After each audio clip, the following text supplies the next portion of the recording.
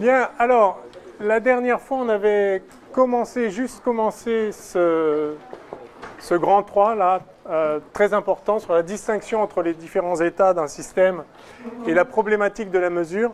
Alors, la problématique de la mesure, c'est quelque chose qui fait toujours l'objet de débats, essentiellement en philosophique d'ailleurs. Et donc, c'est quelque chose d'important qui se manifeste en fait tout de suite dans le formalisme de la physique quantique. Donc on va passer un petit peu de temps aujourd'hui pour expliciter tout ça. Donc je vous rappelle juste les deux petites choses qu'on avait faites la semaine dernière, enfin oui, vendredi, sur cette question. Donc on avait d'abord vu qu'en physique classique, les choses étaient très simples. Les états sont associés à des valeurs de grandeur physique. Donc pour distinguer entre les états, il suffit de mesurer une certaine grandeur physique, suivant la valeur qu'on trouve. Si la valeur est la même, c'est le même état. Enfin, ça peut avoir la même valeur pour une certaine grandeur physique et une valeur différente pour une autre grandeur physique. Disons qu'on fait toutes les mesures sur les grandeurs physiques. Si on trouve les mêmes valeurs, c'est le même état. Si on trouve des valeurs différentes, c'est un état différent. L'affaire est réglée. Le problème s'était manifesté en physique quantique parce que nous avions vu que certains états n'étaient pas associés à des valeurs des grandeurs physiques. En particulier, j'avais pris l'exemple d'une grandeur physique appelée G, qui pouvait prendre un certain nombre de valeurs, G1, G2, Gn, ça pourrait être un nombre infini, ça pourrait être un continuum. Prenons un cas simple comme ceci. On avait vu que non seulement... Enfin, on avait vu qu'il n'était pas possible que tous les états soient associés à une valeur bien définie de G. Parce que s'il y a un état que j'avais donc noté G1 qui est associé à la valeur bien définie G1 de G, puis un autre état G2 qui est l'état qui a la valeur G2 de grand G, et puis etc. jusqu'à Gn. Dès lors que j'ai des états qui ont ces valeurs bien définies, bien sûr, je peux faire toutes les combinaisons linéaires possibles de ces états, puisque l'espace des états est un espace vectorien, on en avait vu, c'est le principe de base, on peut faire des combinaisons de n'importe quels états. Par conséquent, je peux former un état qui sera une combinaison linéaire de CGI. Eh bien, ce qu'on avait vu, c'est que cet état, à coup sûr, enfin, à moins qu'il n'y ait que des 0 et un 1, enfin, si cet état est différent d'un de ceux-là, à coup sûr, cet état n'a pas de valeur bien définie de G. On aurait pu penser naïvement, vous vous rappelez, au début, on s'est dit, tiens, peut-être que ça a la valeur de G, somme des alpha I, GI. Mais en fait, on avait vu que ce n'était pas du tout ça qui se passait, que ça n'avait pas grand sens, d'autant plus que ce alpha I peut être un nombre complexe, donc ce n'est pas du tout ça qui se passe. On avait vu au contraire que cet état n'a pas de valeur bien définie de G. Et du coup, évidemment, on ne va pas pouvoir distinguer les états à partir de leur valeur, parce que s'ils n'en ont pas, comment savoir? Et donc se pose cette problématique générale de la distinction entre les états, qui va se ramener à une problématique de la mesure, enfin en tout cas qui est liée à la problématique de la mesure, on va voir ça tout de suite. L'idée c'est que donc il y a des états qui n'ont pas de valeur bien définie pour les grandeurs, donc on ne peut pas mesurer ces grandeurs pour les distinguer, néanmoins deux états différents doivent être différents d'un certain point de vue, enfin ils doivent être distincts ils doivent se manifester dans le monde physique de façon différente, sinon c'est le même état. Donc ça veut dire que deux états différents vont quand même avoir des interactions différentes avec les différents systèmes auxquels on les soumet ou avec lesquels on les fait interagir. Donc le principe de distinguer entre deux états restera le même au sens où pour distinguer entre deux états, il faut faire interagir le système avec un environnement quelconque, et si on a deux états différents, eh bien les deux états ne vont pas donner le même résultat, ne vont pas se comporter pareil. Si ça se comporte pareil en toutes circonstances, évidemment c'est le même. Donc la seule façon de distinguer des états, enfin, ou même le seul sens qu'il peut y avoir à dire que deux états sont différents, c'est s'ils conduisent à des comportements différents, au moins dans un environnement spécifique, au moins par un type d'interaction spécifique. Et donc, oui.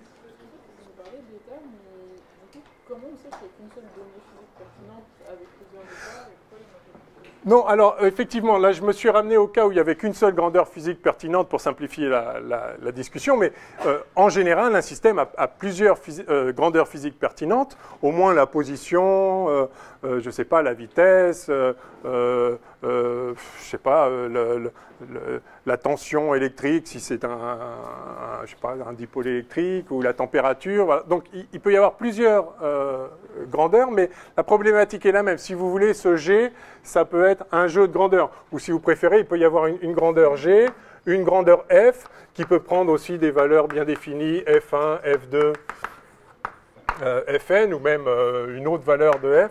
Il se peut que plusieurs états aient la même valeur de G, mais des valeurs différentes de F1, enfin des valeurs différentes de F, etc. Oui. Et alors du coup, ils ne vivent pas dans les mêmes espaces? Alors si, c'est quand même c'est le même espace au sens où chaque système, on a vu qu'on pouvait faire des combinaisons linéaires entre les états. Par conséquent, l'espace des états est un espace vectoriel. C'est la définition de l'espace vectoriel, c'est qu'on peut faire des combinaisons linéaires. Donc, tous les états d'un même système appartiennent à un même espace vectoriel qu'on appelle l'espace des états de ce système. Maintenant, pour chacun de ces états, il y a des états qui vont avoir une valeur bien définie d'une certaine grandeur G.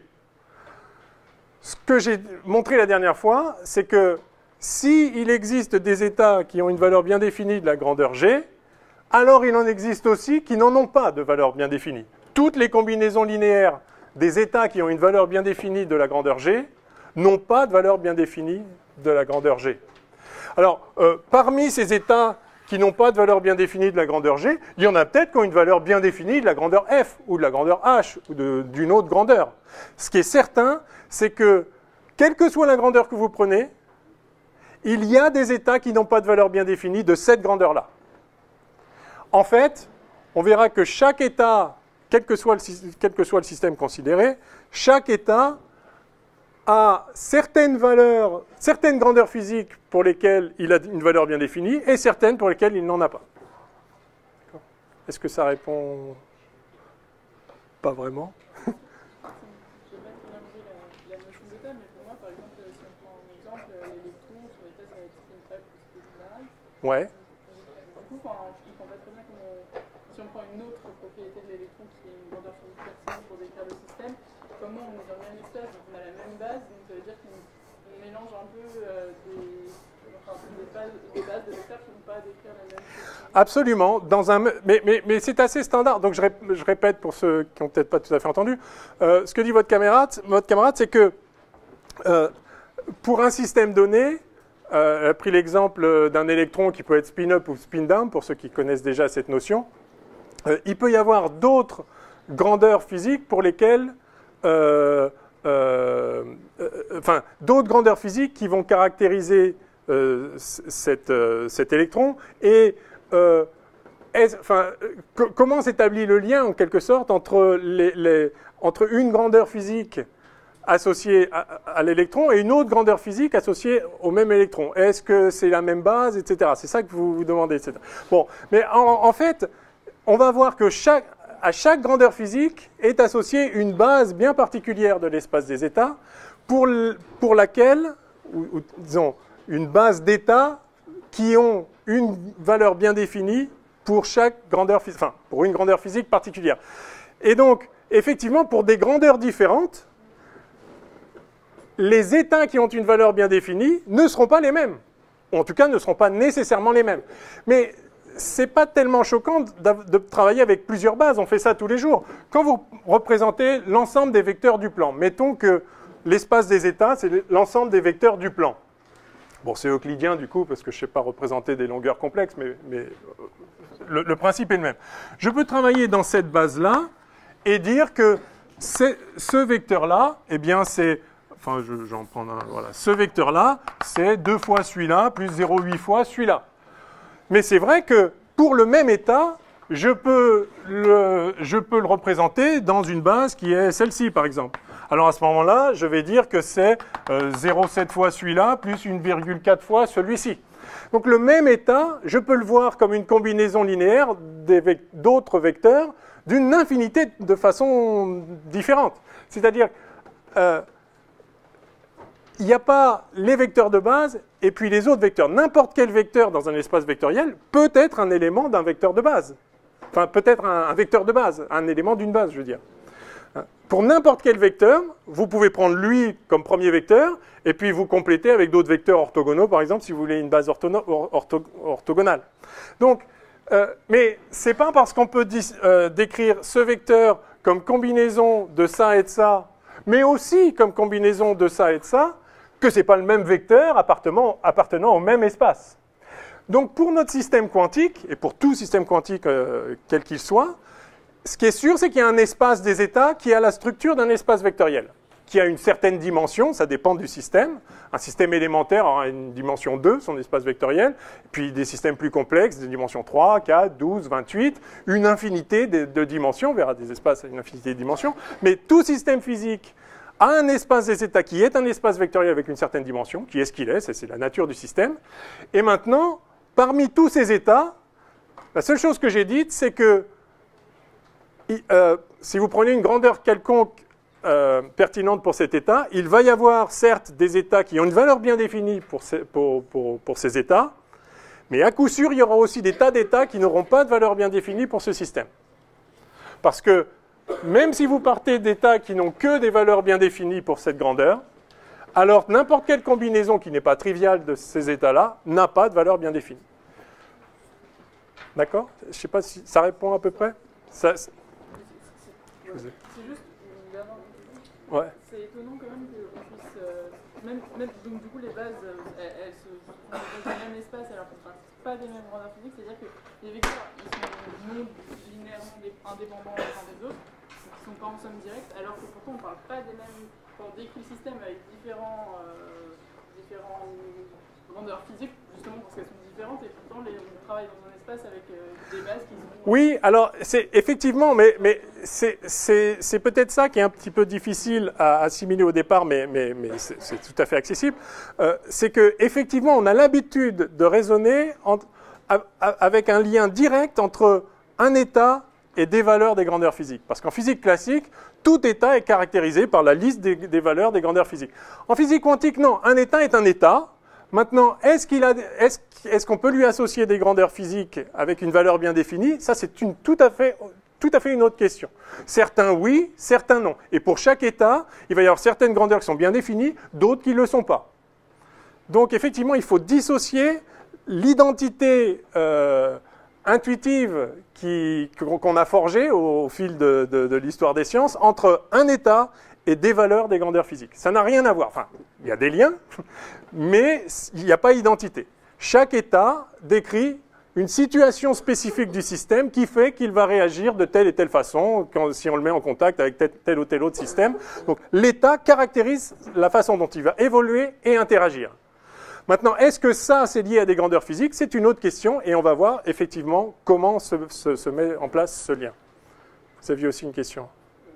Oui, en fait, si on prend par exemple, on essaie d'avoir un état avec qui a une valeur de G et une valeur de F, on ne pourrait pas l'écrire comme dans une base de G, mais qui sera la base dans laquelle on pourra le faire. Si. Il a quelle dimension, votre espace vectoriel? Une?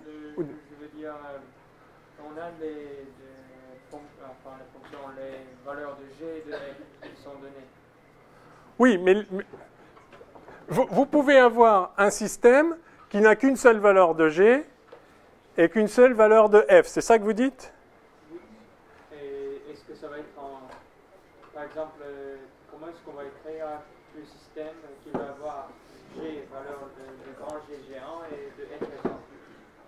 Comment est-ce qu'on va créer un état spécifique qui va être... Alors, on va voir progressivement, mais il n'est pas... Si vous donnez deux grandeurs physiques quelconques, G et F, rien ne garantit qu'un état peut avoir à la fois une valeur bien définie de G et une valeur bien définie de F. Rien ne le garantit. D'accord?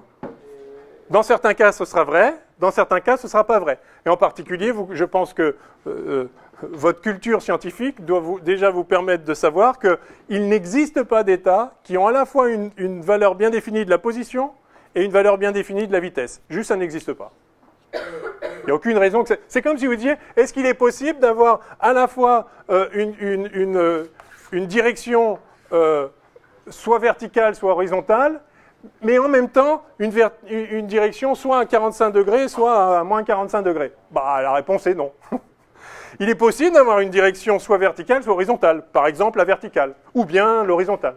Il est possible d'avoir une direction soit celle-ci, soit celle-là, par exemple celle-ci, par exemple celle-là. Mais il n'est pas possible d'avoir à la fois une direction qui fait partie de ces deux-là et une direction qui fait partie de ces deux-là. C'est juste pas possible. Bon, bah soit.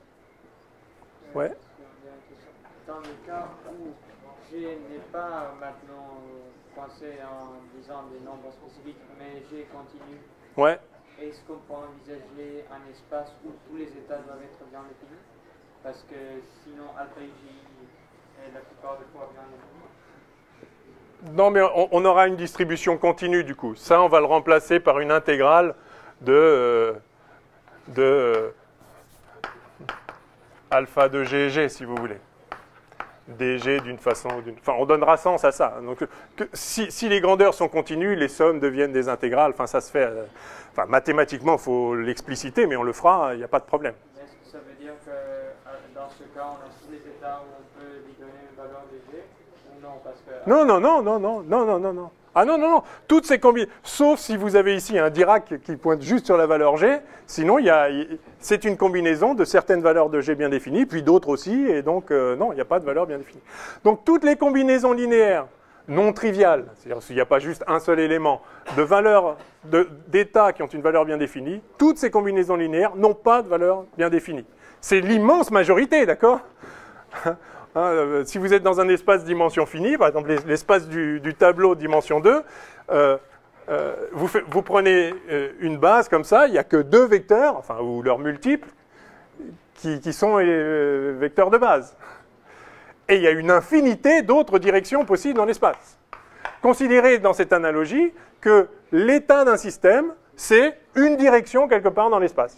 Ben, il y a plein de directions possibles, et vous pouvez prendre comme base deux directions, n'importe lesquelles. Et ça va vous donner une base. Et tous les autres peuvent s'exprimer à partir de ces deux-là, du coup. Alors, oui. Vous avez dit que, par exemple, avec la vitesse et la position, on a ça ou ça, ou alors ça ou ça. Parce que là, on voit bien qu'il y a une inversion entre les deux, c'est le vecteur du... Oui. Ça nous ramène au problème de la normalisation. Ils sont normalisés, ces vecteurs? Alors, on verra, ils ne sont pas nécessairement normalisés, mais on peut les normaliser. En général, on les normalise parce que c'est plus pratique, mais ce n'est pas du tout nécessaire. On verra ça. Mais le vecteur nul, effectivement, ne peut pas représenter un état, lui. C'est la seule exception.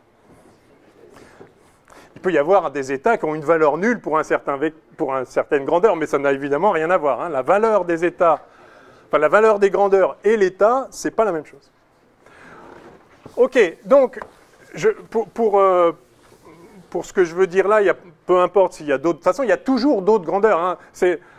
On avait vu, hein, même si vous avez, si vous avez la grandeur vitesse, alors V carré, c'est aussi une grandeur. Hein, d'accord ? Donc il y a toujours une infinité de grandeurs qu'on puisse imaginer. Je suppose que je peux, pour ce cas simple, que je peux distinguer les états simplement par les valeurs d'une seule grandeur physique. C'est-à-dire qu'il existe une grandeur physique qui peut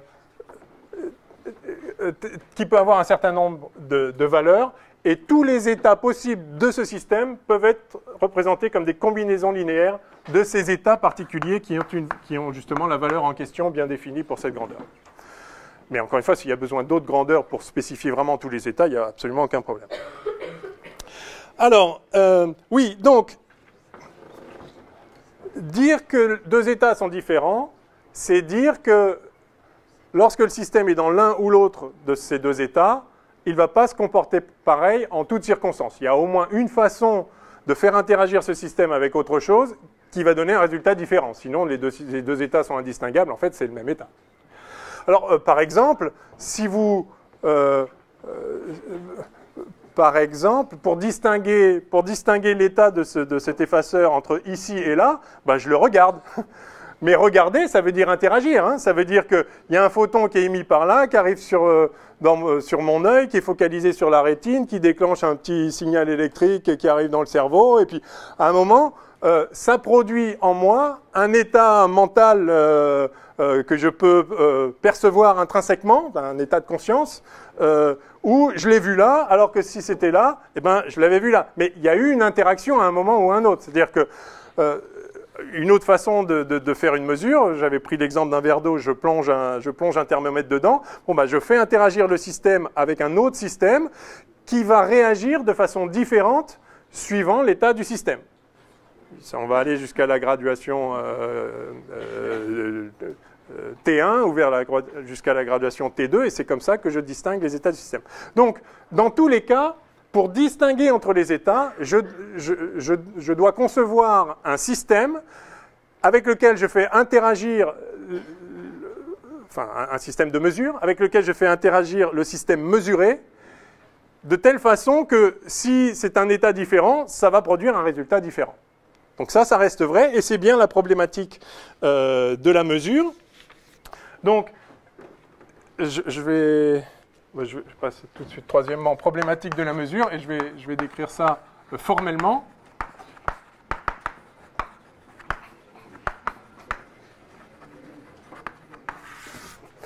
Donc, j'ai un système S,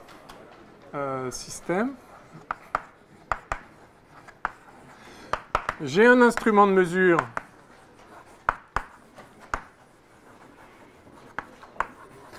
M, et je les fais interagir. Alors, le système, disons qu'il est dans un état E, l'instrument de mesure, il est dans un état neutre, c'est-à-dire avant mesure, c'est-à-dire ce qu'il indique ne dit rien sur l'état du système. Je ne les ai pas encore fait interagir. Je vais l'appeler, je ne sais pas, je vais l'appeler l'état M0. D'accord ? Donc j'ai le système dans l'état E, j'ai l'instrument de mesure dans l'état prêt à mesurer, si vous voulez, et puis je les fais interagir.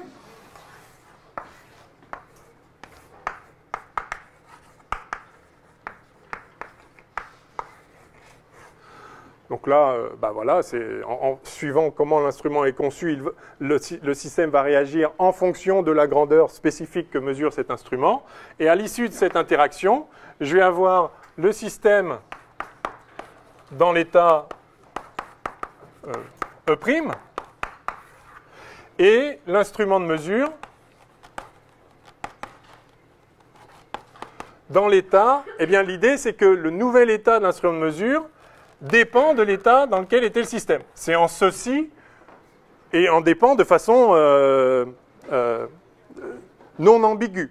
C'est en ceci que l'instrument de mesure est un instrument de mesure. C'est-à-dire si, après avoir fait cette interaction, je regarde l'état de l'instrument de mesure, eh bien, enfin en tout cas, après cette interaction, l'instrument de mesure va se mettre dans un état qui dépend de l'état dans lequel était le système avant la mesure. Et le système peut avoir changé d'état ou peut ne pas avoir changé d'état. Ça dépend comment est fait l'instrument de mesure.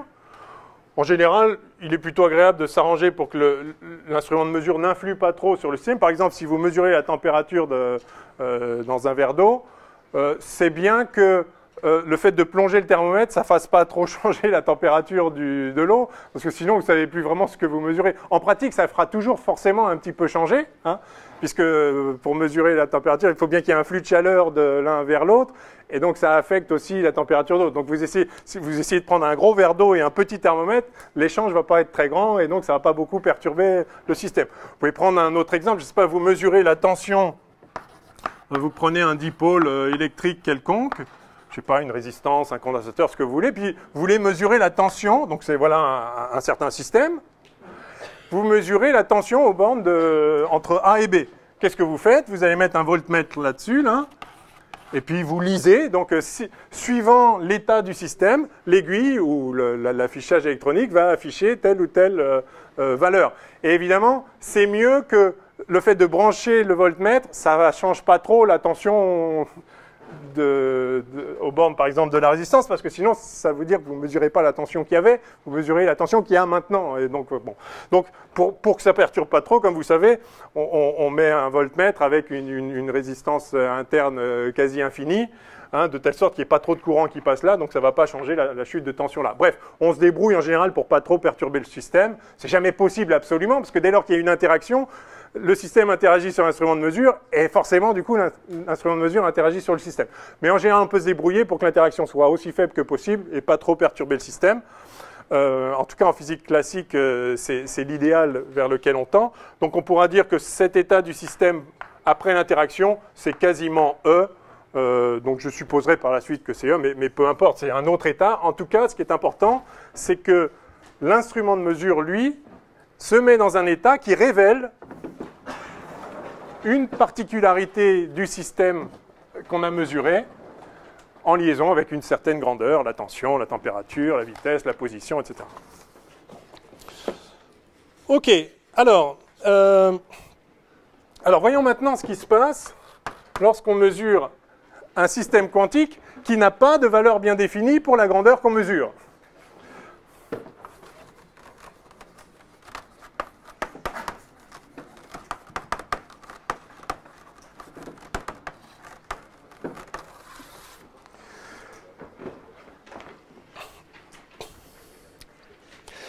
Alors,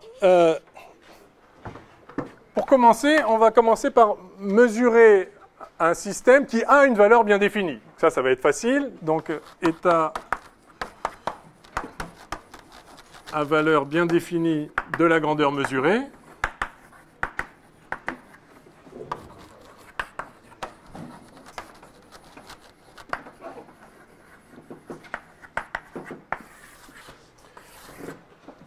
Donc, je vais l'appeler G, la grandeur mesurée, et puis je vais appeler petit GI, la valeur bien définie en question. Donc, j'ai le système dans l'état GI.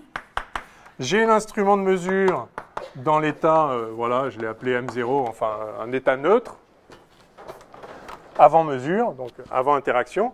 Je les fais interagir.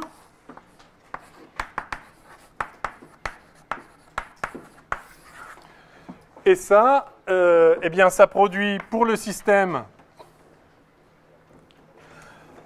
eh bien, un état. Alors, un état GI', je vais dire que c'est GI. Je suppose que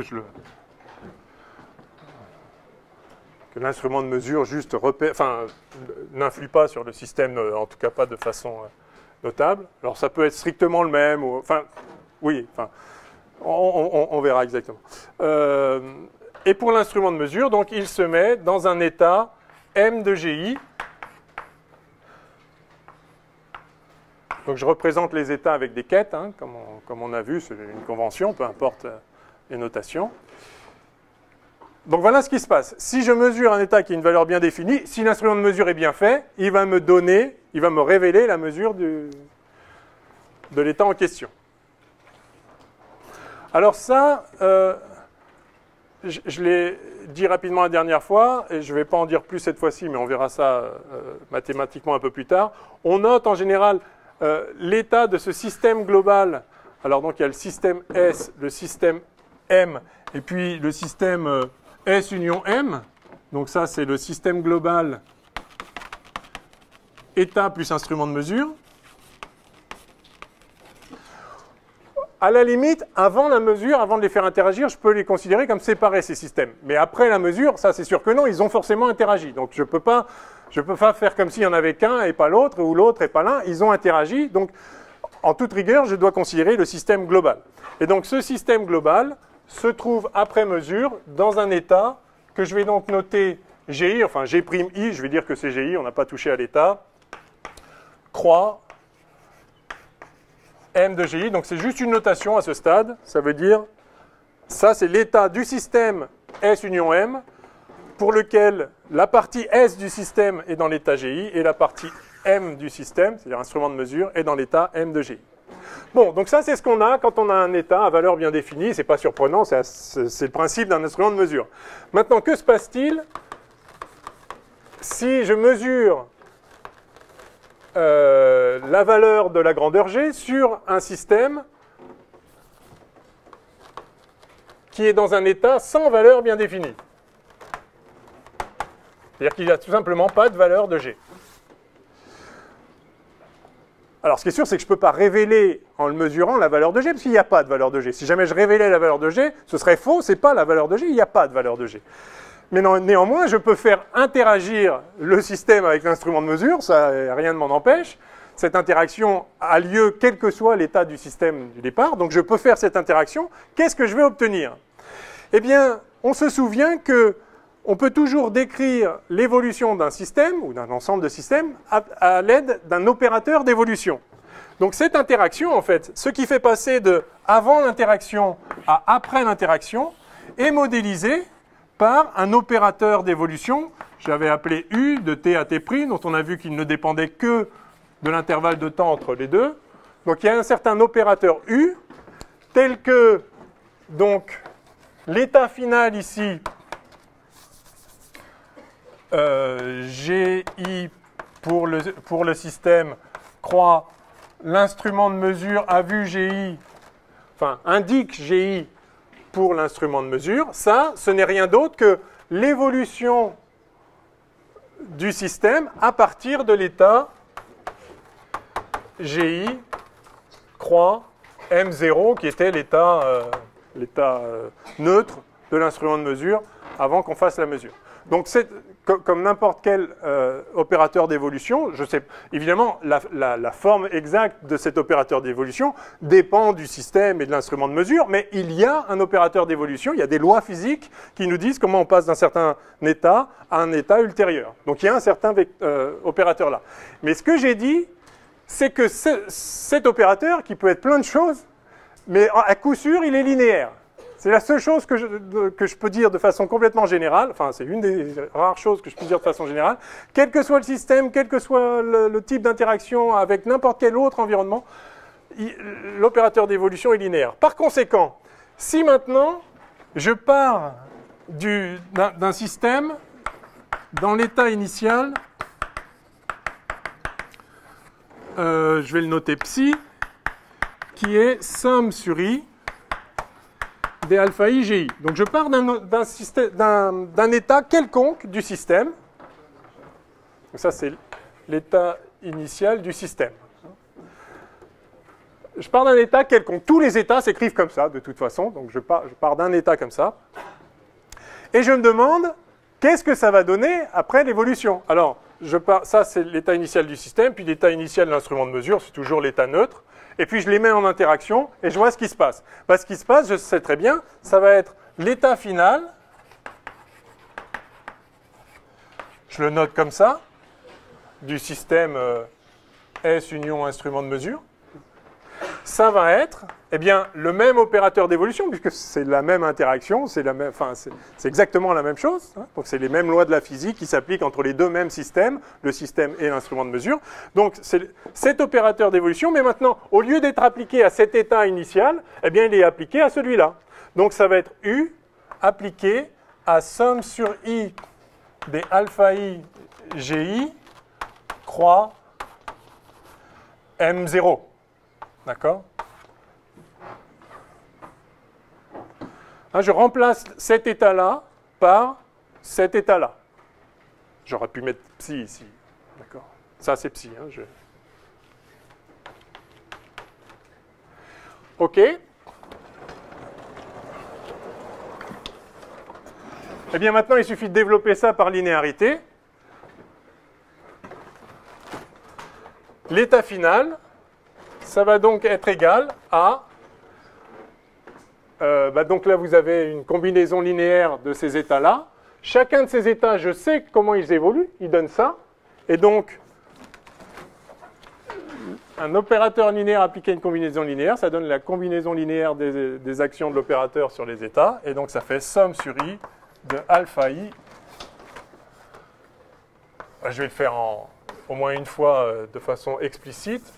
U de GI croît M0. Voilà. Là, j'ai appliqué la linéarité. Et maintenant, je sais ce que donne l'évolution de cet état-là. c'est l'évolution d'une mesure lorsque l'état a une valeur bien définie, et donc ça me fait exactement ceci.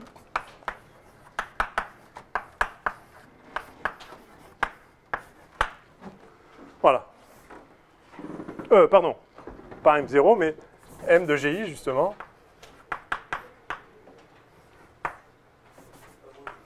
OK? Donc voilà l'état final lorsque j'ai fait interagir un instrument de mesure avec un système dans un état qui n'avait pas de valeur bien définie pour la grandeur mesurée. Oui. L'opérateur 3 est déjà linéaire. Ça, c'est pas un opérateur. C'est juste une façon de représenter. Mathématiquement, c'est un produit tensoriel, je l'expliciterai. C'est juste une façon de dire que... Enfin, ça, c'est l'état du système global, système et instrument de mesure, qui est dans un état spécifique où l'instrument de mesure est dans l'état M0 et le système dans l'état G1. Ce n'est pas un opérateur, c'est juste... J'écris comme ça l'état global du système. Un état pour l'un des sous-systèmes et un état pour l'autre des sous-systèmes. Ouais. L'état global du système, c'est initial. L'état global initial. Non, ça c'est l'état global initial.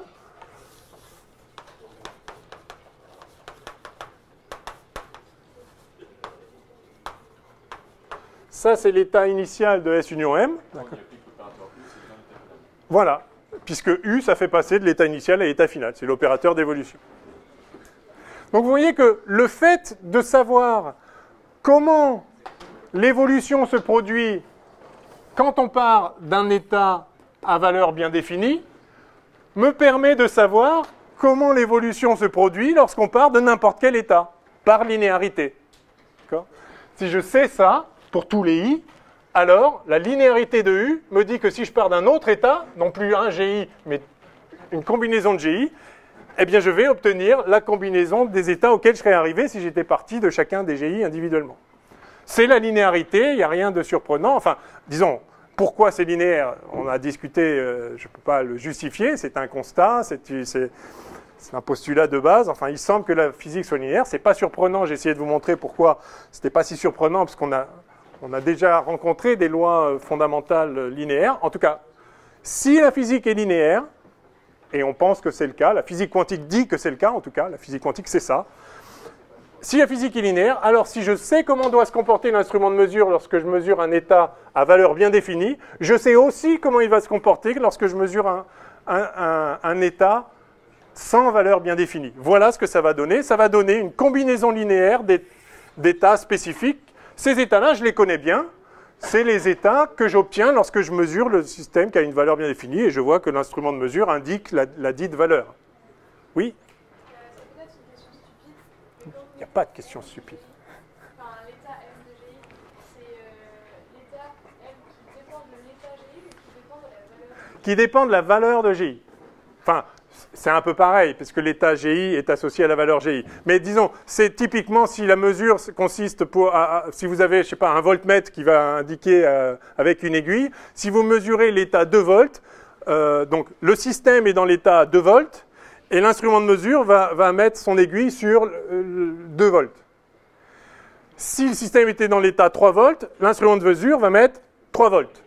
Enfin, d'accord? Donc, M de GI, c'est l'état de l'instrument de mesure lorsque le système est dans l'état bien défini GI. Maintenant, si le système est dans l'état alpha 2 volts plus bêta 3 volts, et ça, c'est un état parfaitement possible, un état classiquement très étrange, qu'on n'a jamais rencontré classiquement, mais qui est parfaitement légitime en physique quantique, puisque n'importe quel système peut être dans n'importe quelle combinaison linéaire d'états possibles. Donc si vous êtes dans l'état alpha 2 volts plus bêta 3 volts, rien n'empêche de brancher évidemment un voltmètre sur le système, eh bien ce que vous allez obtenir, c'est pour le système global, votre dipôle et le voltmètre, l'état alpha 2 volts plus l'aiguille pointe sur 2 volts, plus bêta 3 volts croix le système pointe sur 3 volts. OK? Oui?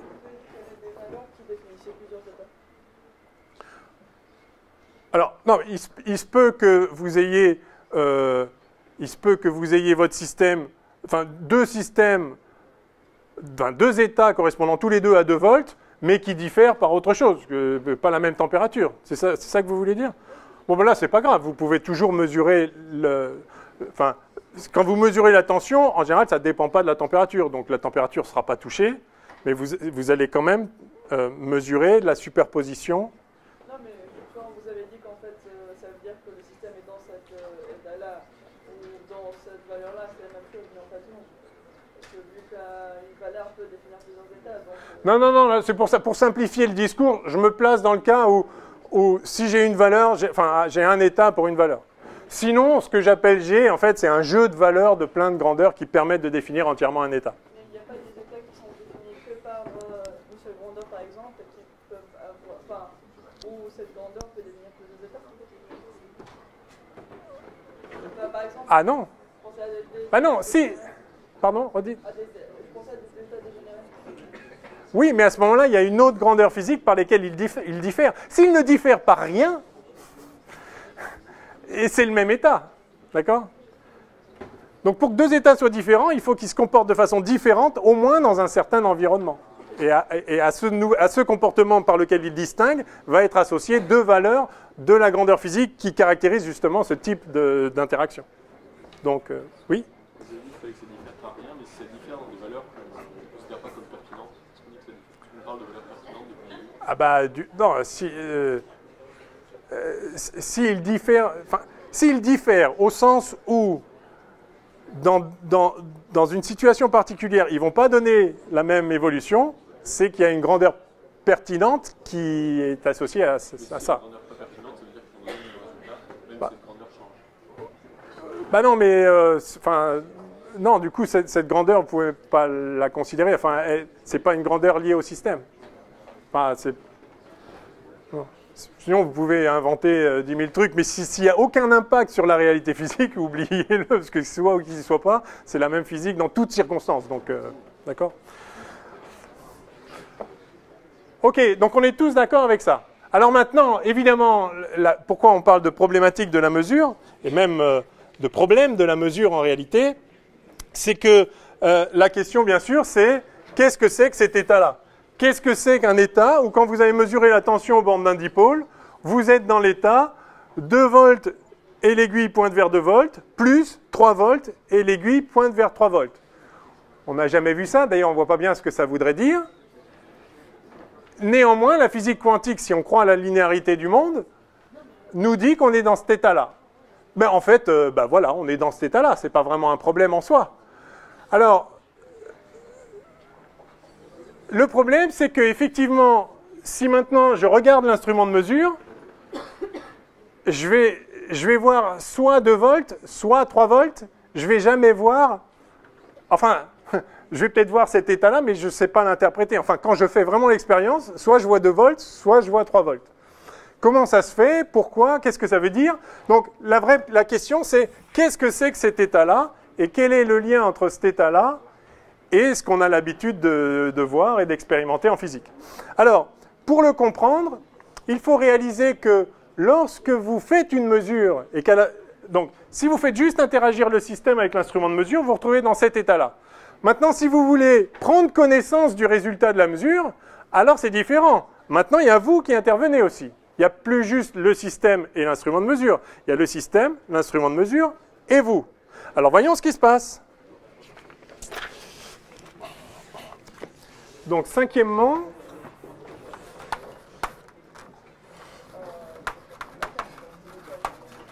maintenant, on prend connaissance du résultat de la mesure.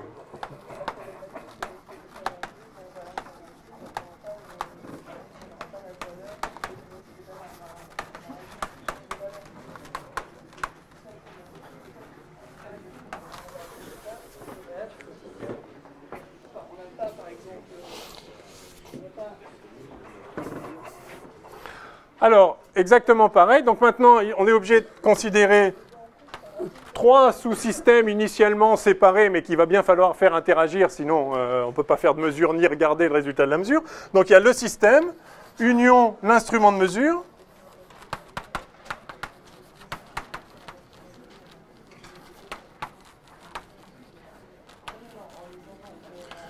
union, je vais le noter O, l'observateur. L'observateur qui prend connaissance du résultat de la mesure. Quand à chaque fois que vous faites une mesure, si vous ne regardez pas le résultat de l'aiguille, enfin, dans quelle direction pointe l'aiguille, ce n'est pas très intéressant. Et donc, que se passe-t-il? Alors, on va procéder de la même façon.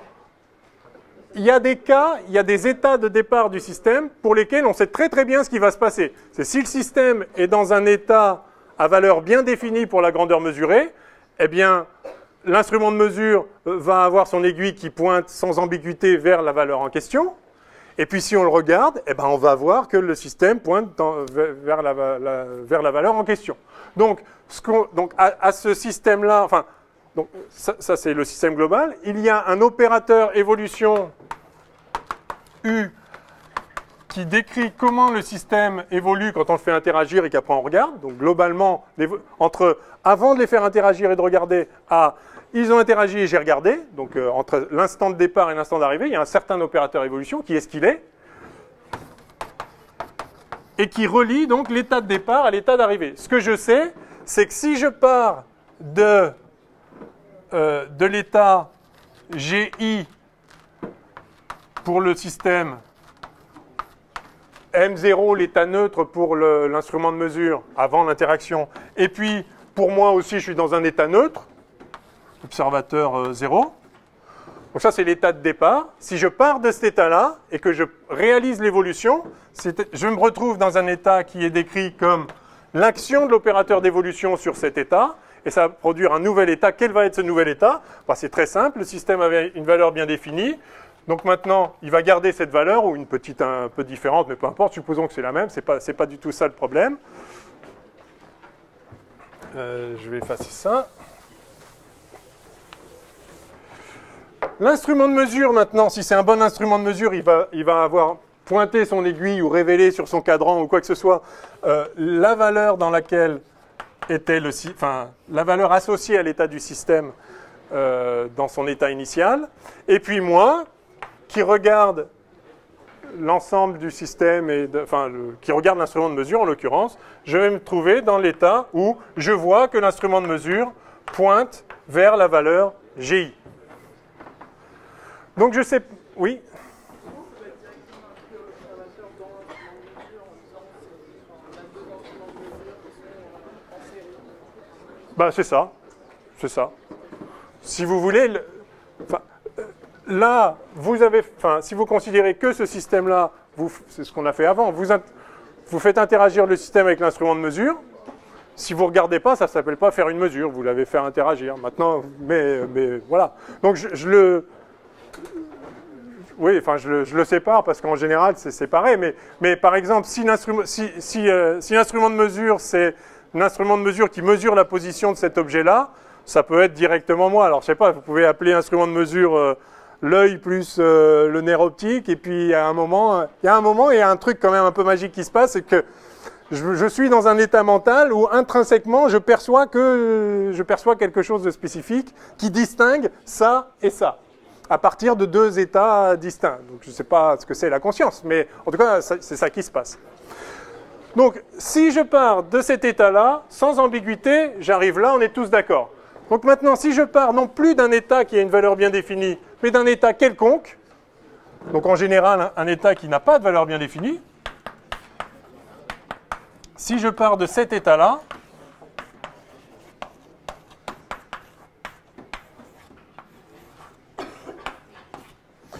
je vais obtenir le résultat, ça va être l'application du même opérateur d'évolution à ce nouvel état de départ, et ça va me donner le nouvel état d'arrivée qui est somme sur i d alpha i fois l'action de l'opérateur d'évolution sur ça, c'est-à-dire ça.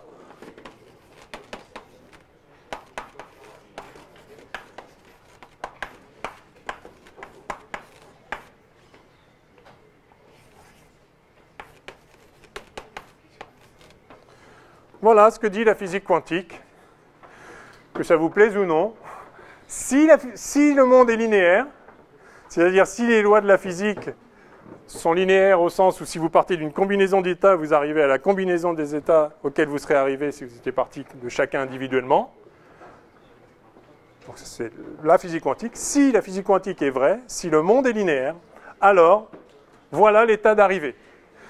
On se retrouve donc dans un état qui est un état du système global, le système, l'instrument de mesure et l'observateur.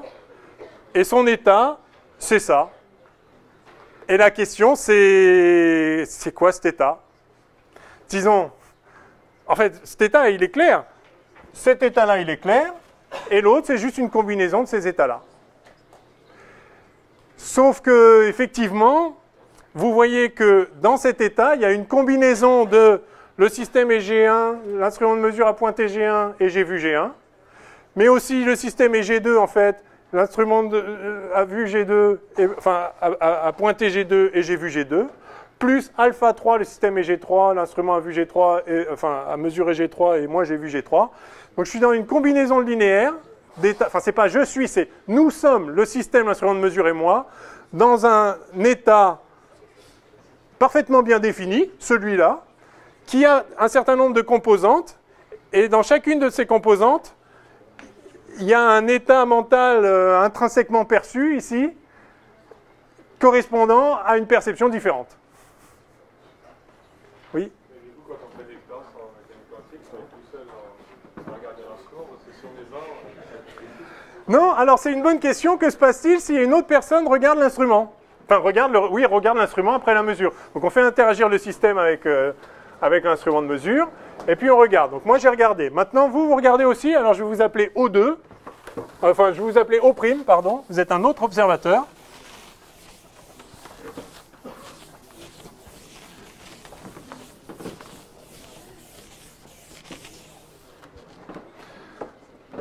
Donc maintenant, attention, c'est plus le même système du coup. Il y a le système, l'instrument de mesure. Donc je vais mettre union, enfin c'est union, le premier observateur, union, un nouvel observateur O'. D'accord? Bon. Et maintenant, j'ai donc un opérateur d'évolution, un nouvel opérateur d'évolution qui fait passer de l'état initial où rien n'a encore interagi à l'état final où non seulement l'instrument de mesure interagit avec le système, mais le premier observateur a regardé et le deuxième observateur a regardé. Donc il y a un certain opérateur évolution, enfin c'est pas le même, mais je le note U quand même, et ça nous donne donc l'état final. Voilà. Alors ce qui est sûr, c'est que si je pars de l'état initial, GI, valeur bien définie, croix, l'instrument de mesure dans l'état neutre, le premier observateur dans l'état neutre, enfin dans l'état, il ne sait pas encore, il n'a rien vu, et le deuxième observateur dans l'état neutre aussi. Si je pars de ça, je sais où j'arrive. J'arrive à GI, croix M de GI, croix observateur a vu le premier observateur a vu GI,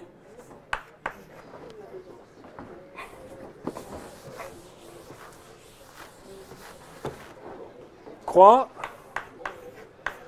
le deuxième observateur a vu GI.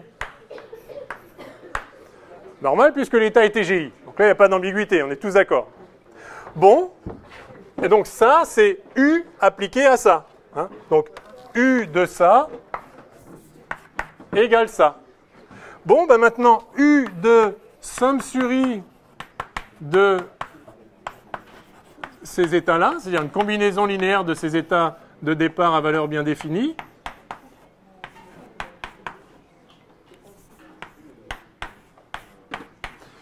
Bah, par linéarité, U appliqué à une combinaison linéaire, c'est la combinaison linéaire des U appliqués au vecteur. Et donc ça va donner somme sur I, d alpha I, de U appliqué à ça, c'est-à-dire de ça. Eh bien allons-y, je leur écris.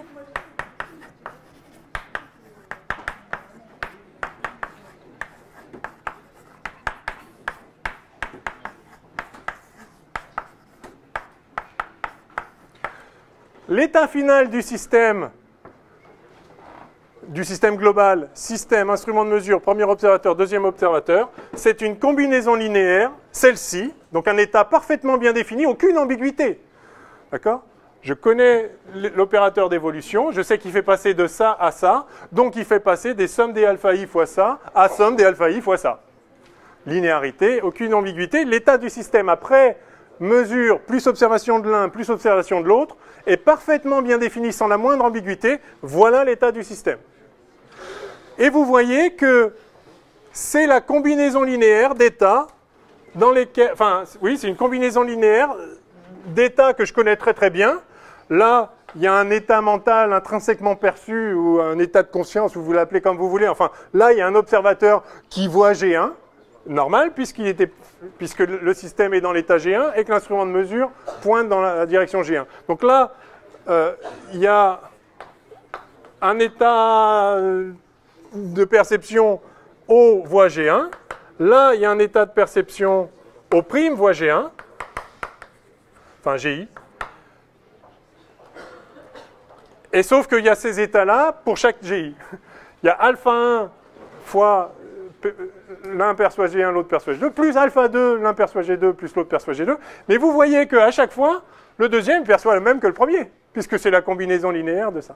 Maintenant, vous pouvez en mettre 22 là, ou 100 000.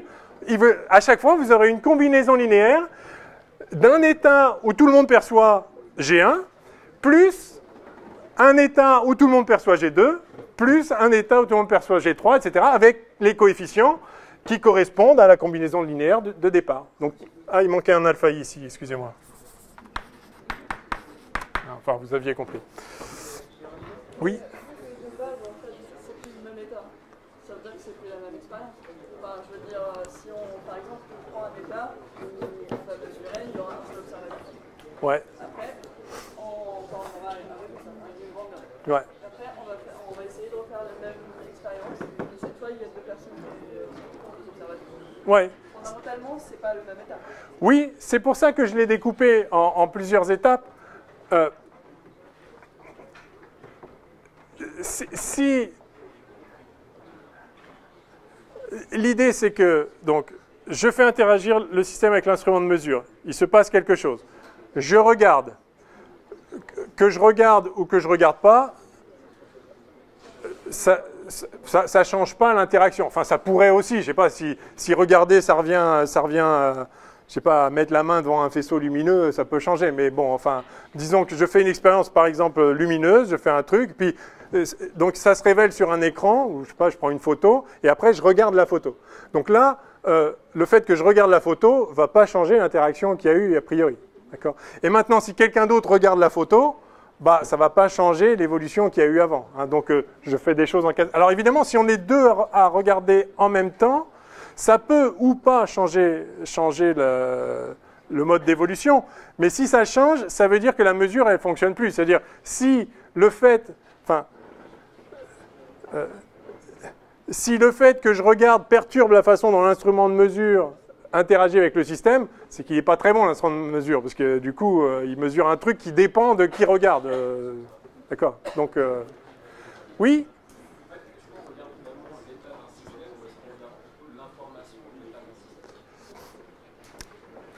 Là, en l'occurrence, la façon dont c'est découpé là, vous regardez l'instrument de mesure après qu'il a interagi avec le système.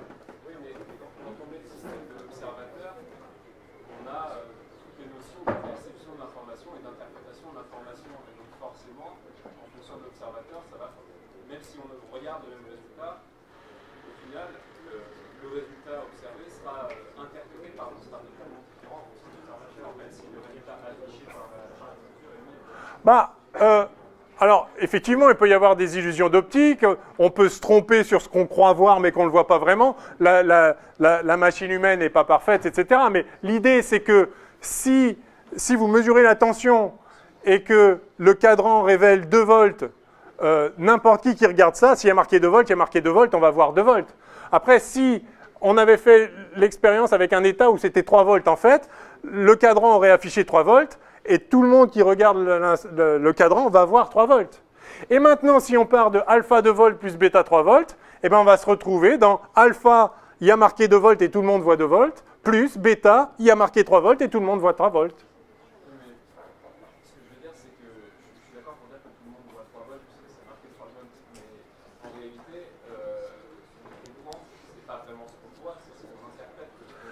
Oui, c'est pour ça que j'ai...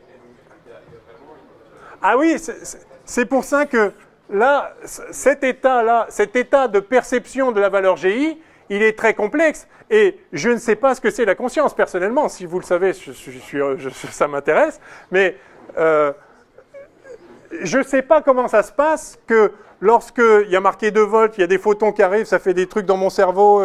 Je peux comprendre qu'il y a des circuits et que ça fait un certain état de mon cerveau, mais entre ça et j'ai conscience de percevoir que ça et de l'interpréter comme 2 volts, je ne sais pas ce qui se passe, mais en tout cas, ça se passe. Donc c'est ça que j'appelle OGI, c'est l'état dans lequel je me trouve après avoir vu le... La question c'est, est-ce que ce qu'on interprète c'est l'état du système ou l'information de l'état du système? Ce qu'on interprète, c'est l'état dans lequel notre interaction avec le système nous a plongé, pour être rigoureux. D'accord? Donc ça, c'est l'état dans lequel je suis plongé. Enfin, ça, c'est l'état dans lequel je suis plongé lorsque le système était dans l'état GI. Et voilà, et pour chacun des GI. Et donc là, j'arrive tout de suite, et là, je suis donc dans un état qui est une combinaison d'états dans lequel je suis plongé lorsque c'est des valeurs GI séparées. Et qu'est-ce que c'est que ce truc-là? Alors, oui. Comme on est très haut de GI, 3 au prime de GI, est-ce que ça veut dire que c'est équivalent à notre système, à une évolution, comme si il n'y avait pas de personne qui regardait l'accélération à mesure, mais en fait c'était une personne et la première personne a parlé à la deuxième? Ça pourrait être aussi, peu importe. C'est la même chose et elle peut commuter. Oui, mais vous pouvez placer celui-là avant celui-là, c'est exactement pareil. Oui, oui. Allez-y. Disons que l'idéal, Chut, s'il vous plaît. minimum une expérience, ce serait d'enregistrer le résultat pour ensuite le lire après. Ben, oui, c'est le cas ici, par exemple. Là, j'ai pas supposé... Enfin, ça peut... Je fais interagir mon dipôle avec le voltmètre, ça affiche un truc, et je reviens le lendemain et je regarde la valeur. C'est pareil, si vous voulez. Oui, ils ont enregistré à l'ordinateur, avec un appareil photo. Oui, mais c'est... Ouais, et c'est pareil. Et donc, votre instrument de mesure, c'est le voltmètre, plus l'ordinateur, plus l'appareil photo, plus l'imprimante qui a imprimé le truc. Et donc, à la fin, ça donne un état qui si c'était 2 volts, c'est marqué 2 volts sur la feuille imprimée. Si c'était 3 volts, c'est marqué 3 volts sur la feuille imprimée. Et donc, si c'était alpha 2 volts plus alpha 3 volts, l'état, c'est alpha, c'est marqué 2 volts, plus bêta, c'est marqué 3 volts. Et donc, maintenant, si je regarde la feuille, ça va être, enfin, je ne suis plus un individu séparé du système, maintenant on est intriqué, et donc l'état c'est alpha, c'est marqué 2 volts et j'ai vu que c'était marqué 2 volts, plus bêta, c'est marqué 3 volts et j'ai vu que c'est marqué 3 volts. Même l'élection du résultat, même l'expérience, Ça ne change rien. Donc, on se retrouve avec des états ici qui sont très étranges parce que classiquement, on n'a jamais vu une chose pareille. Mais en fait, si, probablement, on a vu des choses comme ça, sauf que on n'en a pas conscience. Parce que justement, et c'est là où c'est un peu délicat, parce que dans cet état global, il y a plusieurs composantes. C'est-à-dire que l'état, c'est une combinaison linéaire de plusieurs composantes où à chaque fois, l'observateur a bien perçu une seule valeur. Et c'est comme ça. Donc la physique quantique nous dit, et c'est même pas la physique quantique, c'est la linéarité du monde.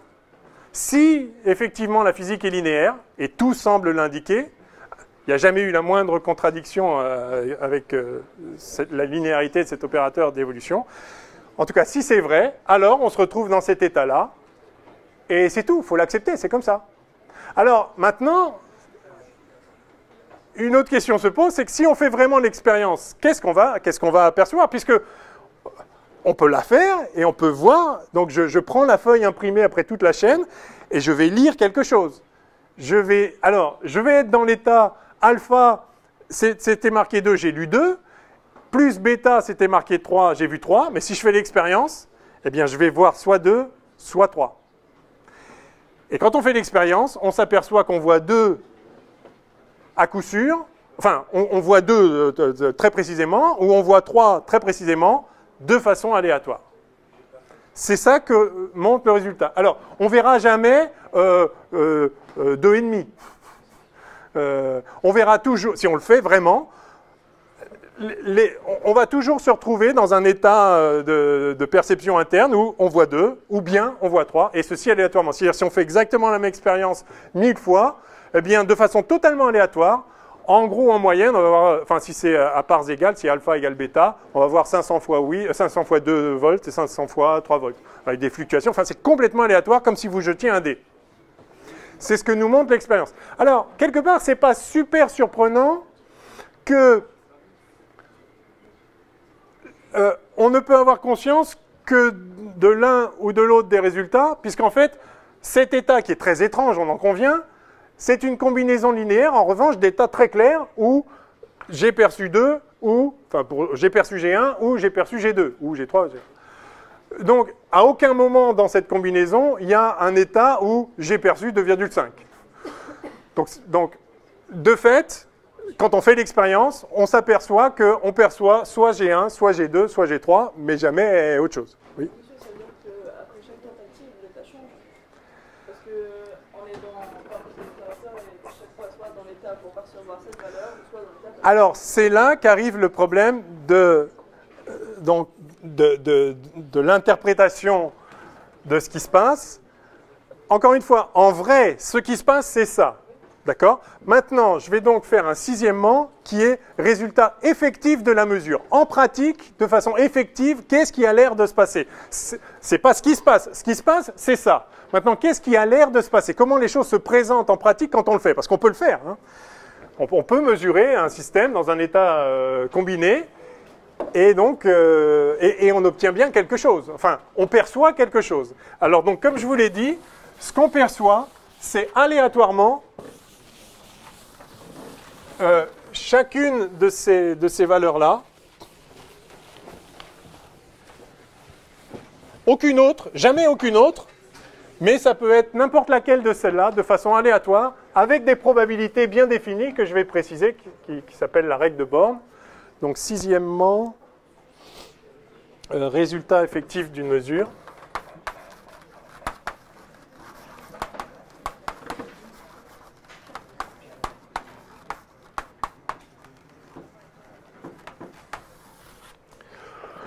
Donc en pratique, quand on le fait, alors je vais petit a, unicité apparente.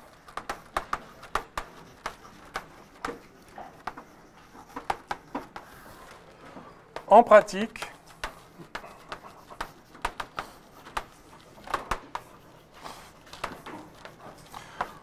on a toujours une perception d'une des valeurs GI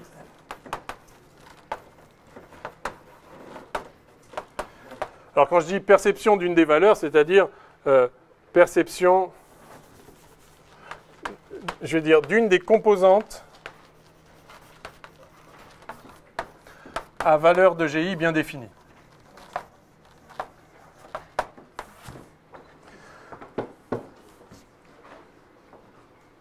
En vrai, l'état, c'est une superposition de composantes où on perçoit une valeur de GI bien définie.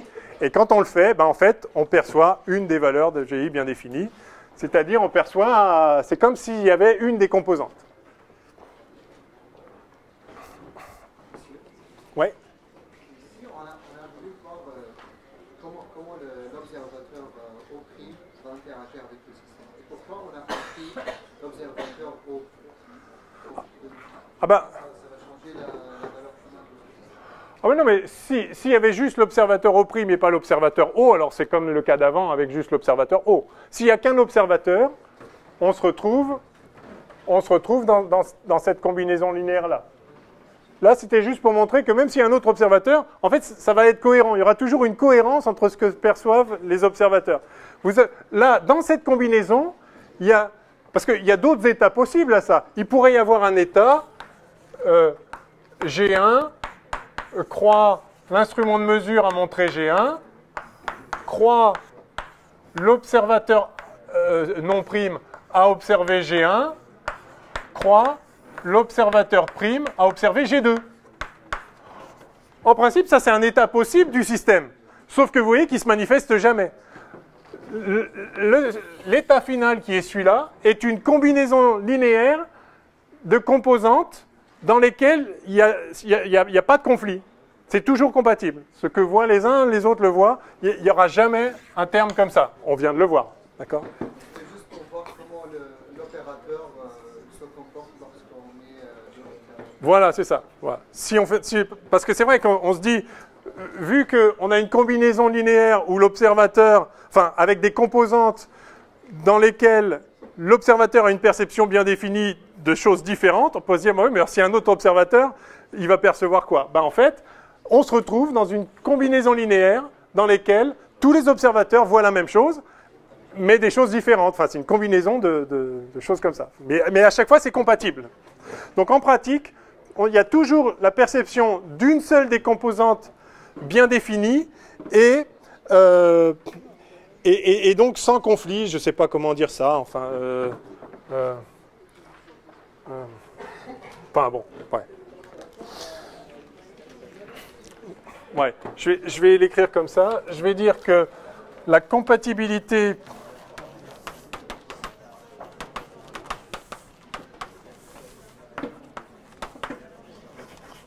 des résultats, je vais mettre et des perceptions,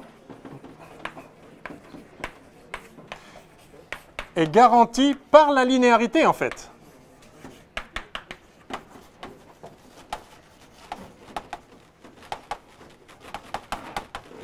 C'est ça qui est extraordinaire. Vous avez à la fois une compatibilité entre l'état du système et l'état de l'instrument de mesure qui a interagi avec lui. Vous n'avez jamais, pareil, dans cette combinaison linéaire qui est l'état final, vous n'avez jamais le système dans l'état G1 et l'instrument de mesure à pointer vers G2. Non, c'est toujours compatible. Le système, l'instrument de mesure, les observateurs, tout est parfaitement compatible. Ce ne sont que des combinaisons linéaires de choses parfaitement compatibles. Et ça, c'est garanti par la linéarité, parce que c'est comme ça qu'on a obtenu ce système. Si le système a une valeur bien définie, non ambiguë, alors son évolution donne un truc compatible, évidemment, puisque c'était bien défini. Et donc la linéarité fait que si maintenant vous partez d'un truc, enfin c'est pas que c'est ambigu, mais c'est que ça n'a pas de valeur bien définie, et bien vous allez arriver avec une combinaison linéaire de composantes qui sont toutes de ce type-là. Donc toutes les composantes seront toujours parfaitement compatibles entre ce que voit l'observateur, ce qu'indique l'instrument de mesure et l'état dans lequel était le système. Tout ça est toujours, par construction, par linéarité, tout ça est toujours parfaitement compatible. Néanmoins, vous avez une somme de composantes comme ça. Et donc, en pratique, le résultat effectif de la mesure, c'est que si vous le faites, il y a un moment, vous êtes dans la chaîne. En tout cas, ce que vous croyez être vous se trouve dans un état qui perçoit quelque chose. Et je ne sais pas je sais pas qui je suis, je ne sais pas qui vous êtes. Enfin, ça, c'est un problème majeur parce que manifestement, on intervient ici intriqué avec d'autres systèmes, mais néanmoins, on continue à se percevoir soi-même comme étant le même qu'avant, etc. Mais ça, c'est un mystère, encore une fois, qui n'est pas un mystère de la physique à ce stade, mais un mystère de la conscience. Oui. Je voulais vous demander, en fait, comment ça se fait quand même pour un système il y a le même, on va dire, le même objet, même instrument de mesure, même observateur. Pour deux mesures différentes, on peut avoir deux valeurs différentes. Oui, alors, non, alors la perception va pouvoir donc être différente, et donc une des conséquences de ça, effectivement, l'aspect aléatoire, c'est que c'est non déterministe en apparence. Parce que en réalité, il n'y a absolument aucun problème. Le résultat, c'est ça. Et vous pouvez le faire 2000 fois, ce sera 2000 fois ça. Donc, il n'y a pas... Oui. Et je trouve que si on refait l'expérience, on observe, si on est alpha fois un état, bêta fois un état, on observe une fois alpha, une fois bêta, une fois alpha, une fois bêta. Mais par contre, si on prend par exemple 10 000 observateurs au même moment, ils vont tous observer alpha ou tous observer bêta. Ouais. Enfin, tous observer G1, tous observer G2. Ouais, je vois ce que vous voulez dire. Ouais. Mais la mesure, c'est donc si c'est 2 volts ou 3 volts, on peut tous observer 2 volts. Oui, parce parce que même si vous mettez 20 000 observateurs là, vous aurez l'état final qui sera alpha, tout le monde a vu 2 volts, plus bêta, tout le monde a vu 3 volts. C'est donc un état qui est la combinaison de 2 trucs cohérents, que de 2 trucs compatibles. Mais pourquoi on considère que c'est à cause de la perception et non pas à cause de l'instrument ou de l'objet lui-même? Parce que tant qu'on n'observe pas, bah, le système il est dans l'état, bah, celui-là, cet état-là, il pose aucun problème. Mais on ne sait pas parce qu'on l'a jamais observé. Ben, en fait, si, on peut l'observer, ça. Alors, on peut observer l'équivalent de ça, c'est-à-dire que cette combinaison linéaire peut être un état que l'on peut caractériser absolument. C'est-à-dire on peut effectivement ensuite faire des mesures sur cet état, d'autres types de mesures qui vont permettre d'affirmer de façon absolument non ambiguë que c'est bien l'état du système. On le verra avec l'expérience de Sternegger là, on peut faire ça sans aucun problème. Comment on peut en fait, avoir un résultat qui est dans un état qui n'affecte pas l'observateur alors qu'on a observé, enfin, on a obligatoirement dû observer. Oui, mais cet état-là, si vous pouvez le produire, voilà, cet état-là, si vous pouvez le produire, enfin cet état-là, si vous pouvez le produire 200 000 fois, vous partez 200 000 fois du départ, 200 000 fois. Maintenant, si vous observez ce truc-là, c'est la règle que je vais écrire tout de suite, vous allez voir aléatoirement GI avec une probabilité module de alpha i carré. Si vous faites 200 000 fois la mesure, vous allez pouvoir montrer qu'effectivement, c'est aléatoire avec des alpha i carré comme probabilité. Normalement, au moment où on observe, c'est le même état. Oui, mais vous allez pouvoir observer 200 000 fois ce même état. Pas lui, puis à nouveau sur lui-même. Vous pouvez produire 200 000 copies de cet état-là. Et vous mesurez sur les 200 000. Une fois que vous avez mesuré un, vous l'oubliez. Vous mesurez l'autre, mais vous savez que c'est le même en fait. Et là, vous allez voir qu'il y a effectivement cette superposition d'états. Que de temps en temps, c'est pas que ici, en fait, de temps en temps, c'est G1 croix M0, et puis de temps en temps, c'est G2 croix M0. Parce que si c'était le cas, enfin... Je comprends pas comment on fait pour avoir la mesure sans la fausser en tant qu'observateur. Enfin, est-ce qu'il y a vraiment moyen d'observer? On verra ça. Vous faites référence à... Enfin, cette problématique, elle est légitime. Vous vous dites qu'en fait, déjà ici, il y a un choix qui aurait pu se produire. Alors, ça s'appelle l'intrication, et on a pu prouver expérimentalement que c'est bien comme ça que ça se passe, mais je le ferai un peu plus tard, parce qu'il faut qu'on introduise d'abord enfin, on va prendre un cas précis, et on le fera. Il faut avancer un petit peu. Mais c'est bien comme ça que ça se passe. Vous verrez, ça a été prouvé expérimentalement. Quelle heure est-il? Oh là là. Bon, alors, faut au moins que... Oui, alors, faut au moins qu'on finisse ça. Donc, le résultat effectif, c'est une unicité apparente de la mesure, du résultat de la mesure. Bien que le système se trouve en réalité dans cet état-là, à chaque fois qu'on le fait, au bout du compte, on perçoit soit l'une ou l'autre de ces composantes-là, de façon aléatoire, mais à chaque fois une seule bien définie et en parfaite compatibilité avec tout ce qu'on peut estimer, comme si le système était effectivement simplement dans cet état-là, c'est-à-dire comme si le système, depuis le début, était dans une seule de ces composantes à valeur bien définie. Ce n'était pas le cas, le système était dans une composante, dans un état sans valeur bien définie, mais une fois qu'on fait la mesure et qu'on prend connaissance du résultat, tout se passe comme si le système avait été depuis le début dans un état à valeur bien définie, mais aléatoirement n'importe lequel de tous ces états-là. Alors aléatoirement, mais avec des probabilités bien définies, pour le coup, et ça c'est ce qu'on appelle la règle de Born.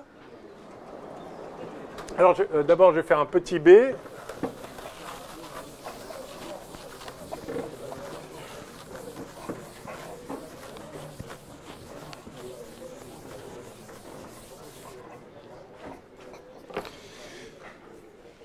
Donc petit b, oh, je vais pas répéter, donc je vais juste écrire le titre aléatoire.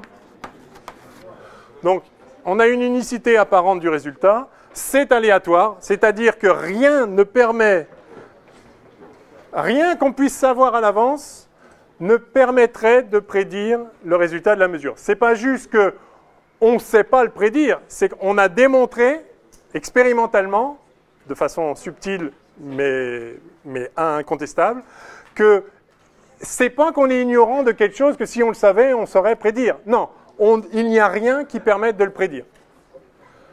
Bon, donc c'est aléatoire. Néanmoins, il y a des probabilités, et c'est ce qu'on appelle la règle de Born.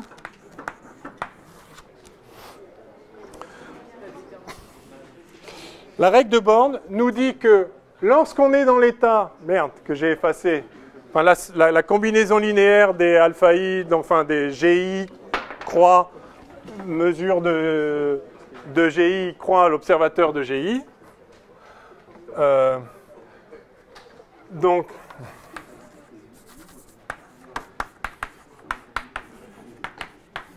l'état final perçu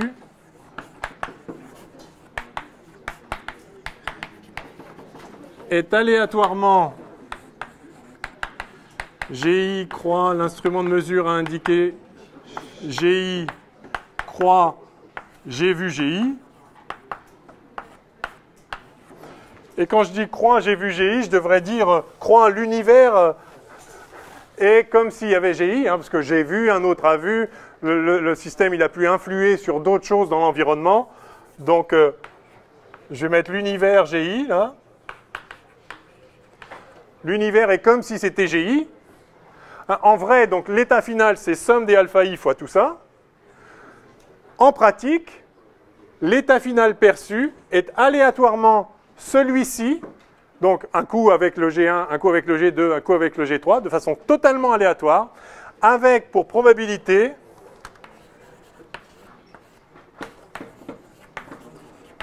une probabilité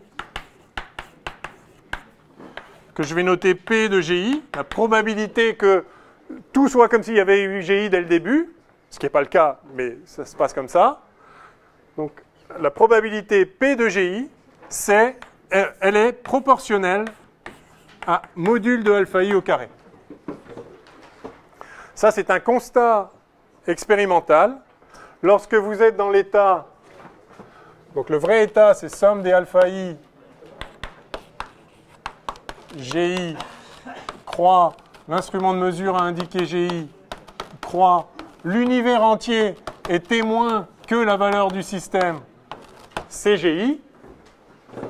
Voilà le vrai état du système. Mais quand vous prenez vous-même, quand vous faites partie de l'univers là, et que vous prenez connaissance du résultat, vous percevez aléatoirement uniquement l'une des composantes avec, pour probabilité, quelque chose qui est proportionnel à ça. C'est-à-dire que si, en gros, si la composante de la valeur G1 est beaucoup plus grande que la... Alors, plus grande, son module carré est beaucoup plus grand que la composante de la valeur G2, la plupart du temps, vous verrez G1, et de temps en temps, vous verrez G2. Et si la composante G3 a une valeur nulle ici, c'est-à-dire qu'elle ne fait pas partie de la combinaison, alors vous verrez jamais G3. Donc ça montre bien qu'il y a quand même un lien, évidemment, entre le vrai état avec les composantes qu'il y a dedans et ce qui va se manifester à vous lorsque vous le faites, quand vous faites vraiment l'expérience. Et donc la probabilité est proportionnelle à alpha i carré. Oui. Mais est-ce qu'on pourra jamais connaître alpha i comme nombre complexe, on pourra simplement connaître son module? En faisant ça, on peut connaître que son module au carré. Mais en mesurant une autre chose, on peut éventuellement avoir accès à une phase. Alors de toute façon, il y a une phase globale, on y viendra, il y a une phase globale qui n'a pas de... Enfin, qui n'a pas d'incidence, mais la phase relative entre alpha 1 et alpha 2, par exemple, on peut y accéder d'une certaine façon, mais pas en faisant la mesure de G, en l'occurrence. Si je fais la mesure de G, tout ce que je peux faire, c'est trouver donc des GI aléatoirement avec comme probabilité alpha i carré, enfin proportionnel à alpha i carré, c'est-à-dire que, en fait, comme bien sûr, la somme des probabilités d'obtenir les GI pour tous les i, ça doit faire 1, évidemment. Hein. Donc ça, c'est la somme des... Donc c'est la somme... Enfin, comme la somme des probabilités soit à faire 1, donc en fait, l'improbabilité P de GI, c'est module de alpha i carré divisé par la somme des modules de alpha i carré.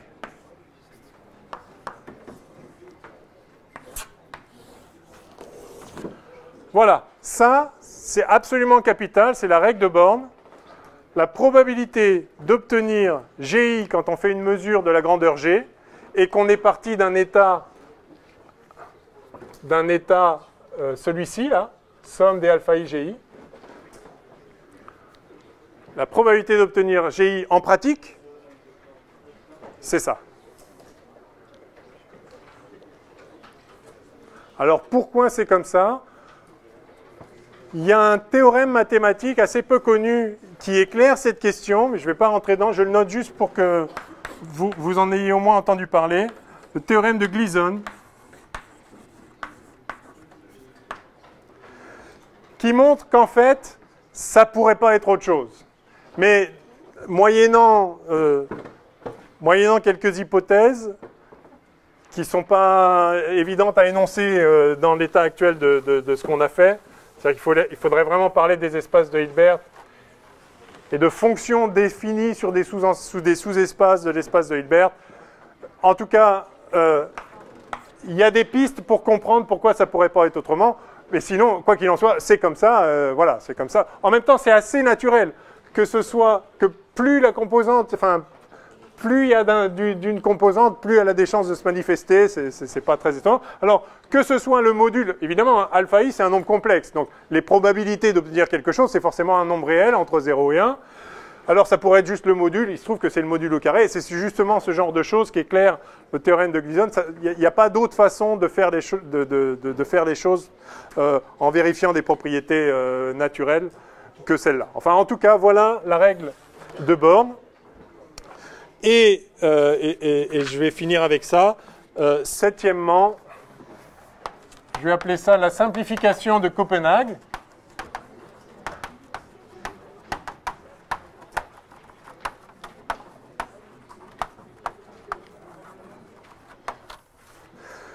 Alors, c'est ce qu'on appelle en général l'interprétation de Copenhague.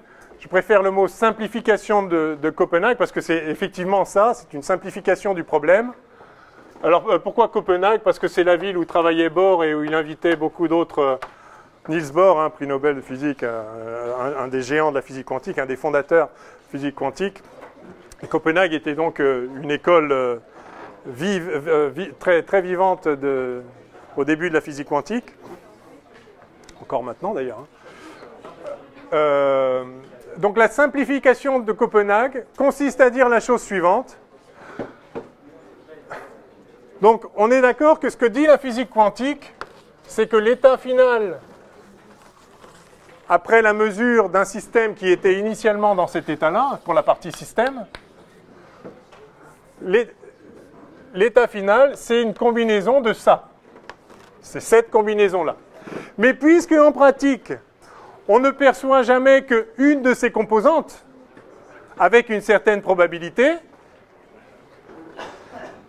eh bien on peut faire comme si en réalité, une fois qu'on a pris connaissance du résultat de la mesure, il n'y avait plus qu'une seule composante. Vu que les autres, elles ont en quelque sorte disparu en pratique, puisque, comme je l'ai dit, il y a une compatibilité de tout ce qui va s'en suivre. À chaque fois, la linéarité du problème, enfin de l'évolution, fait que tous les résultats, le vrai système, il se trouve, le vrai système global qui inclut nous, l'instrument de mesure, les autres systèmes qui ont interagi avec le système, tout l'univers entier se trouve dans un état qui est une combinaison linéaire, mais à chaque fois, chacune de ces composantes est parfaitement compatible avec l'idée qu'il n'y aurait qu'une valeur bien définie au départ. Ça, c'est la composante GI, donc il y a la composante où le système est G1, l'instrument de mesure a vu G1, et tout l'univers est témoin que tu as vu G1, etc. Et dans l'avenir, tout l'univers se comportera comme si c'était G1, plus le système était G2, l'instrument de mesure a vu G2, j'ai vu G2, tout l'univers va se comporter comme si c'était G2, plus, pareil avec G3, pareil avec Gn, dans la mesure où tout ce qui va s'en suivre sera compatible avec le fait que c'était G1, ou bien G2, ou bien G3, en fait la somme de tout ça, mais en pratique, comme si c'était l'un ou l'autre, eh bien, ça revient au même si on dit qu'en vrai, cet état-là, certes, l'état du système, c'est l'état du système global de l'univers, c'est cette combinaison linéaire, mais en pratique, on n'en perçoit qu'un et tout sera compatible avec le fait que ce serait qu'un, eh bien, on fait comme s'il n'y en avait plus qu'un. Donc, la simplification de Copenhague consiste à dire, oublions ces combinaisons linéaires qu'on ne verra plus jamais à chaque fois. Dès lors que j'ai perçu un truc, c'est fini, tout est bloqué dans cette option-là, en quelque sorte. Donc, je fais comme si tous les autres avaient disparu, et donc, en pratique, la simplification de Copenhague consiste à dire, en pratique, après la mesure, le système s'est débarrassé de toutes les composantes autres que celles que j'ai effectivement perçues. C'est ça le principe de cette simplification.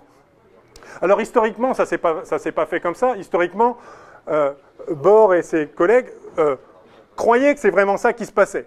Mais quand on réfléchit bien au problème, on s'aperçoit que si c'était ça qui se passait, c'est-à-dire que quand on fait la mesure, dès lors qu'on prend connaissance du résultat, bah, toutes les composantes disparaissent sauf une, ça veut dire qu'en fait la linéarité du monde, elle est plus vraie. Puisque la linéarité nous dit qu'on part d'une combinaison linéaire, on arrive à une combinaison linéaire. Donc historiquement, on constatait bien qu'en pratique, on a l'impression que tout disparaissait, et donc on s'est dit, bah, tout disparaît. Après, donc c'est Everett, essentiellement, qui, en réfléchissant vraiment à ce que dit la physique quantique, a rétabli en quelque sorte c'est-à-dire, il faut aller au bout de la physique quantique. La physique quantique est basée sur le fait que c'est linéaire, nous dit que toutes les évolutions sont linéaires, et à chaque fois qu'on peut vérifier comment se produit l'évolution d'un système, on constate que c'est linéaire. Eh bien, ça doit être vrai aussi que je sois, moi, observateur, inclus dans le système ou pas. Les lois de la physique ne vont pas changer dès lors que les atomes particuliers qui me constituent entrent en jeu ou n'entrent pas en jeu. Donc, Everett a rétabli le fait qu'en vrai, c'est ça qui se passe, mais vu qu'en pratique, de toute façon, c'est vrai que dès lors qu'on perçoit quelque chose, tout le reste de l'univers et tout le futur va se comporter comme si avec une composante. Alors, en pratique, pour faire les calculs et continuer, on va oublier les autres composantes parce que de toute façon, c'est fini, on n'interagira plus avec elles, sauf si on arrivait à refaire interférer des composantes, ce qui est possible à l'échelle microscopique, mais ce qu'on ne sait pas faire à l'échelle macroscopique. Mais donc, pardon, j'arrive tout de suite, donc la simplification de Copenhague consiste à dire, dès lors que je fais une mesure et que je vois, je perçois, je constate un certain résultat GI, alors le système, donc après mesure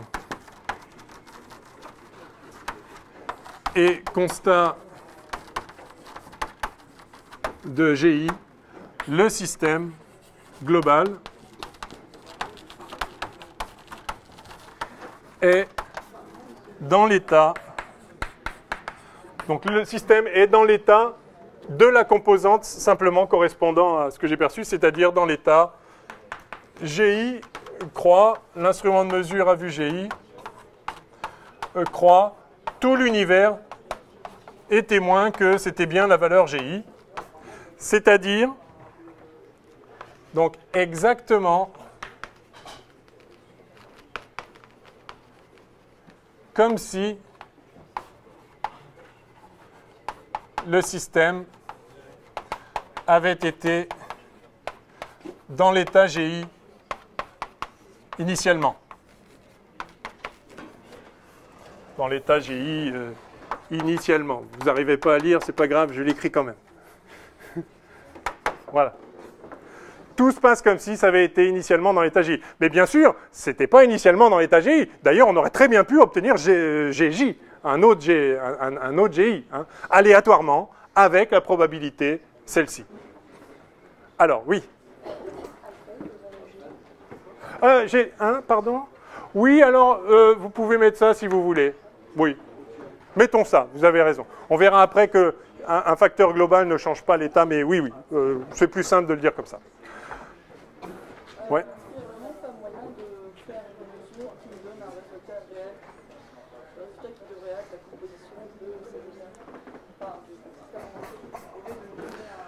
Sur un système, non, du coup.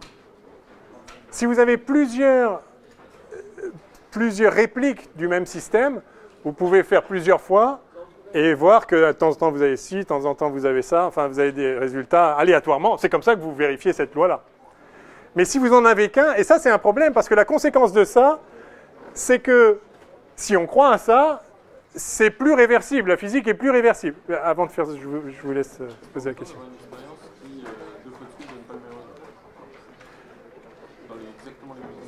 Non, alors justement, c'est le problème de la compatibilité. Dès lors que vous avez fait une mesure, si le système n'évolue plus, vous allez remesurer le même résultat. Parce que c'est comme mon observateur au prime, ça pourrait être vous une nouvelle fois. Et vous voyez bien qu'à chaque fois, ça va être compatible avec ce que vous aviez trouvé avant. Ben non, parce que... Non, justement, vous vous souvenez dans le... Je ne sais pas si c'était encore au tableau. Non. Quand on avait deux observateurs, on avait une somme d alpha i, GI, croix mesure de GI, croix observateur à vue GI, croix l'autre observateur à vue GI. Cet autre observateur, ça pourrait être vous, d'accord? Ça peut être vous encore et encore. Et vous voyez que dans cet état-là, il n'y a que des composantes où vous voyez toujours GI. Il n'y a jamais O à vue GI et O' à vue GJ. Pas nécessairement, ça peut être à la file, ça peut être instantané, ça peut être... Enfin, instantané, vous ne pouvez pas faire deux fois une même mesure exactement au moment sur le même objet, mais... Ouais. Bon, je pense qu'il est l'heure peut-être... Ouais, je finirai vendredi, et puis on débarrera la structure hermitienne et hilbertienne. Vous avez déjà vu les espaces de Hilbert? Vous en êtes où à peu près? Le produit hermitien, vous l'avez vu? Semi-linéaire à gauche, linéaire à droite, tout ça? Bon, on verra. Peut-être vous le verrez ce mercredi, j'espère, parce qu'on va gagner du temps. Bon, ben vendredi alors.